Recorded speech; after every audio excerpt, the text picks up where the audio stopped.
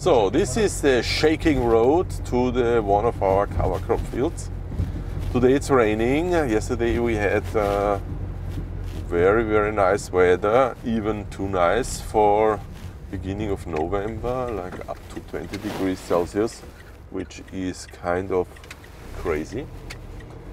And even if it's nice and cozy, still it shouldn't be, and therefore it's very bad. Now it's raining today. It's getting a little bit colder, still not as cold as it should be at the beginning of November. But the benefit with this situation is that the cover crops are growing quite nicely and still doing so. Only the buckwheat has frozen, but it freezes already at +3 degrees. So that's a funny plant. Doesn't even need frost, and so it dies off at +3 degrees Celsius.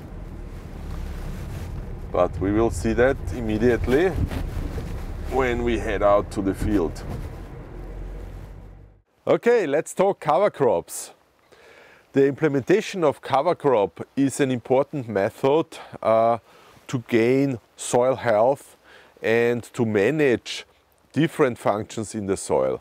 So on one side, we can increase fertility, we can increase nutrients with cover crops by selecting species. So if we seed legumes, for example, then we can fix nitrogen and we can catch nitrogen from the air and make it plant available later on in the season or in the crop rotation.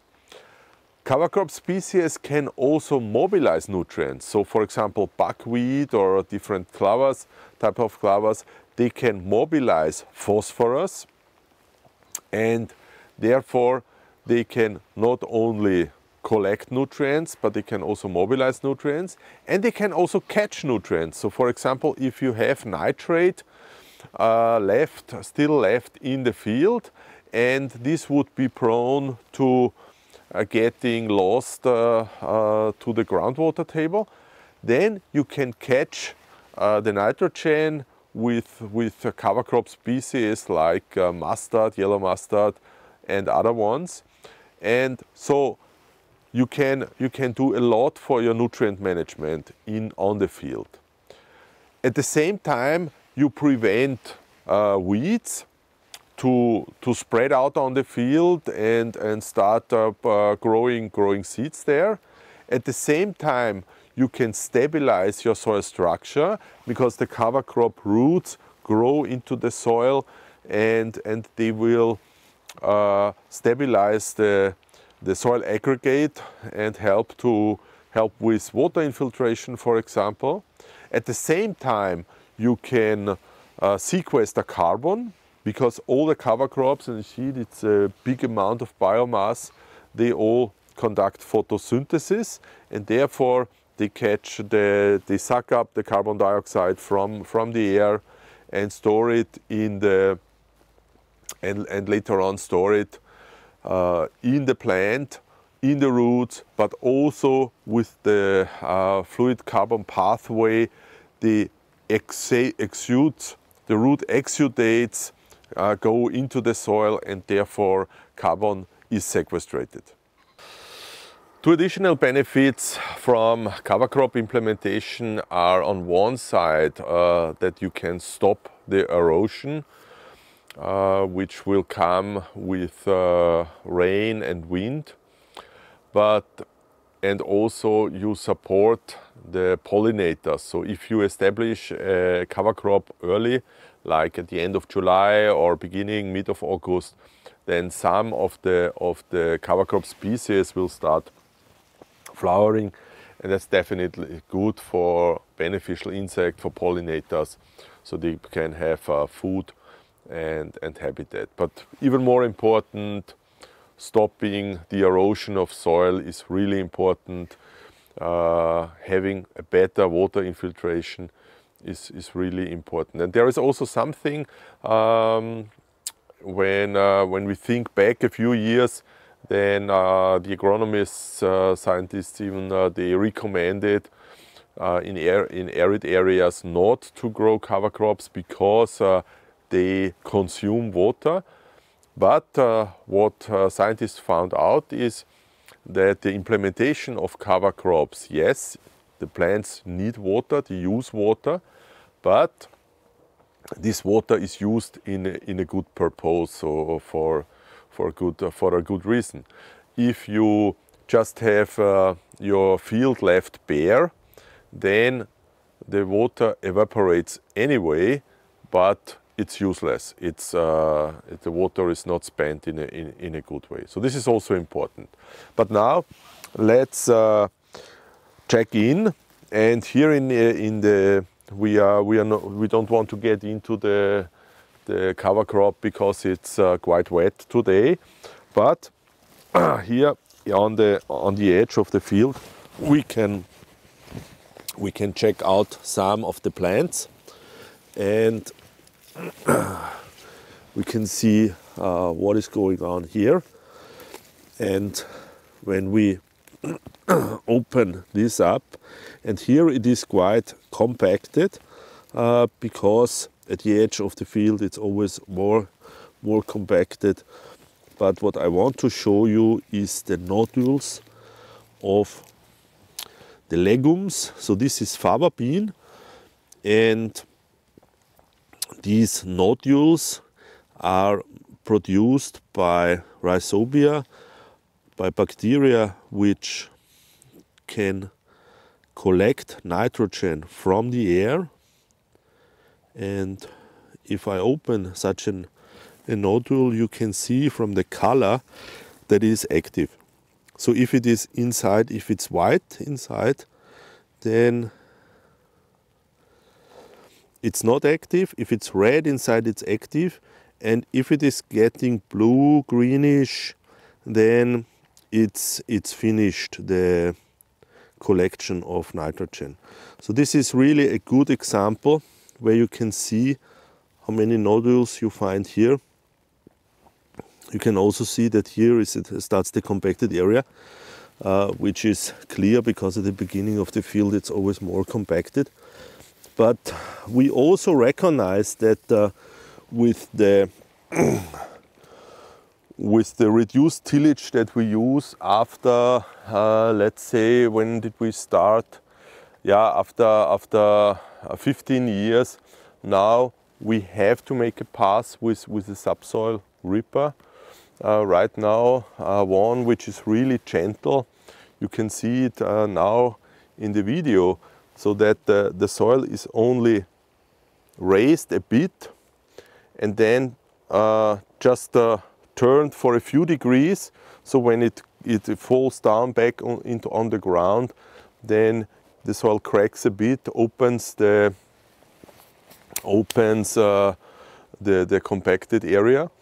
And what we did is we seeded a rye cover crop, and after seeding the rye cover crop, we went through with the subsoil ripper, because what you want to do is you want to loosen the soil a little bit. If it is compacted, if it's not compacted, there is no reason to do it. But if it is compacted, then you want to loosen the soil a bit, but then stabilize it immediately with the plant roots. So therefore, not ripping the soil and then applying a cover crop, but seeding the cover crop, and then, because then you don't have to go over the field again after if it's loosened. So loosen it a bit mechanically if it's necessary, and then stabilize it biologically with the plant roots. This is the idea. We're doing trials now with this after 10-15 years of reduced tillage, where we only go like 3-4 centimeter. We always try to keep our tillage as little as possible, and we even reduce our tire pressure, air pressure in the tires, like 0.5 bars, very, very little. We have specialized equipment, wide tires and all that stuff. But still, then when the combine comes in, they have heavy loads, and we cannot really avoid, because we're still working with machinery, with contractors, and they bring heavy machinery in, and then we still have some kind of soil compaction. And now, after 10-15 years, we are now trying to loosen that a bit, because we see some deficiencies. We see some areas where the plant roots cannot penetrate the compacted soil any longer, and therefore this is the reason.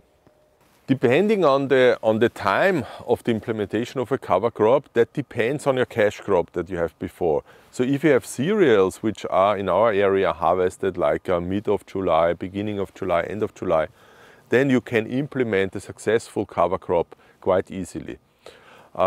If you have crops like soybean, which are harvested much later, like the beginning of October here in our area, then it's more difficult to establish a successful cover crop. Because if you only seed in like at the beginning of or mid of October, the plants do not have the time to establish that successful, and they definitely won't grow such high biomass like early established cover crops.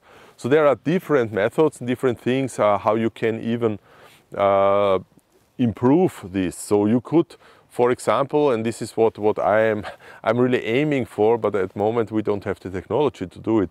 It would be nice to fly in cover crop seeds into a soybean crop, or to spread it with a mineral fertilizer spreader or something like that, like at the end of August, when the leaves of the soybean are still there. And so you bring in your cover crop, it just lays down on the surface of the soil. You don't drill it really, you just spread it evenly on the field. And then when the leaves drop down from the cash crop, from my soybean, they cover the seed gets moist, and then it already starts growing before the soybean is even removed from the field. So this would be a nice alternative. Now with drones, there's some research going on in this field. I hope we can establish it on our farm also. Another way is to implement underseeding, mixed seedings, or something else. So what we do on our farm, for example, to establish lucerne or alfalfa, is that we seed oat in spring together with lucerne seed. So lucerne is a type of clover, and it stays in our crop rotation for 2 years. And to establish it, we seed it in early spring together with another cereal, with oat. And then when the oat grows up, the lucerne is lags behind a bit, so it's very tiny plants like this high, very weak. And then you go with the combine, you harvest the oat, and what happens is that the lucerne then gets sunlight. So it gets more light, the shadow is removed, and it can really start growing. So the benefit is, the lucerne is not a competition, doesn't compete for water, for nutrients with the oat, because the oat shadows out the lucerne. The lucerne, it just survives. And then as soon as you combine it, the lucerne starts growing, it sees more light, the seed gets all the water from rain is only for the lucerne, and then it stays there for 2 years. The benefit is we don't have to till between the oat crop and the lucerne crop. We don't have to pass the field another time. And these are really the things where we see benefits, reduced costs, reduced passes, reduced fossil fuels, and establishing a kind of cover crop or a second crop already with the first crop. So these are also kind of alternatives. You can also grow, for example, with corn, which is harvested very late in the season, like at the end of October, like sometimes even in November. And then you could, for example, when the corn, the maize is like 30-40 centimeter high, you could still go over with the tractor and seed in classic way white clover, for example, and then the white clover establishes below of the corn, of the maize. The maize doesn't have a lot of competition from the white clover, but during the season the white clover can establish. Then you harvest the maize. You can even have better conditions for harvesting because it's not so slippery, the soil is not so wet. So you can drive, it's more drive able, the soil. It has a better structure and doesn't compact that heavily from the combine, from the weight of the combine, for example. And you already established another crop. You already have another root, another growing root into the field, even if your cash crop is already gone. Another topic that we can talk about is frost-killed cover crops or winter-resistant cover crops. So we always have a mix when we go early on, and when we implement cover crops later in the season, like in October, we have to use frost-resistant cover crops like rye or winter wedge, winter peas, things like that. So this is important, and because if you have a frost-killed cover crop, so all the species that you have in your cover crop mix, and that's often up to 5 different families, you should include frost-resistant cover crops, because otherwise, when the first frost kills all the species, then your soil is left without any living roots. But the opportunity that we have when we implement a cover crop is that we have a living root all over the winter. And therefore there is rye involved here in this cover crop, and there is summer wedge involved and winter wedge, which are quite frost resistant. So this stays green all over the year, and that's also beneficial now with climate change. You have a lot of warm days, you have a lot of sunny days during winter, where plants still can conduct photosynthesis and work and feed the microbes through the root exudates. And for example, rye starts growing, rye roots, they start growing already in January back again, and when we take them away, when we terminate them in March, we have January, February, March of slow production, but still we have a good production, and we have a good possibility to feed the soil microbes with the liquid carbon pathway.